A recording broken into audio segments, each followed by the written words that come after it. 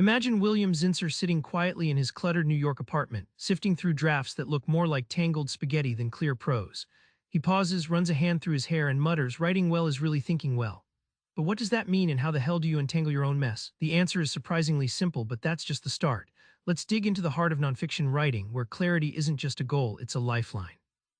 Zinsser doesn't ask you to love complex sentences or fancy words. He challenges the very way clutter creeps into your writing, stealing your reader's attention and energy. Zinsser pulls out a page from a textbook he once taught. It's raw, sentences bulging with needless words, passive constructions, jargon dangling like dead leaves. He vivisects the paragraph, cutting half the words until it snaps crisp and clear. This isn't just editing, it's relief, a liberation for both writer and reader. Think of clutter like overgrown vines on a fence. You barely see the wood behind all the wild shoots. Zinsser says good writing is like a garden, not a jungle. Every word should earn its place. If it's not pulling its weight, snip it out. This metaphor sticks because clutter isn't just ugly, it fences in your message. When clutter dies, the writing breathes.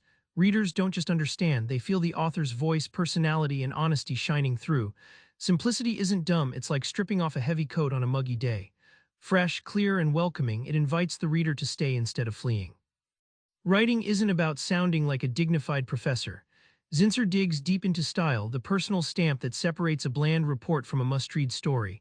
But style, that's slippery. How do you find yours without copying others? Zinsser recalls an early student who tricked herself into sounding professional by piling on cliches and pompous phrases. The result, an empty voice as if she'd robbed herself of personality. He urged her, "Drop the stunt, write like you talk." The change was electric, her words suddenly felt human again. Style is like your fingerprint on a letter. No two are alike, and it's what makes your writing unmistakably you. Zinsser points out that style isn't something you manufacture, it's something you reveal by trusting your instincts. Imagine peeling back a mask instead of putting one on. When you write with your true voice, facts lose their dust. A description of a rainy street isn't just weather, it becomes mood, memory, moment. Readers don't just get information, they get experience. That's the magic Zinsser champions, turning dry nonfiction into a vivid conversation. Here's the kicker, the most dazzling prose means zero if it's lost on your audience. Zinsser flips the spotlight onto your reader, forcing you to ask the sneaky question, who the hell are you actually writing for?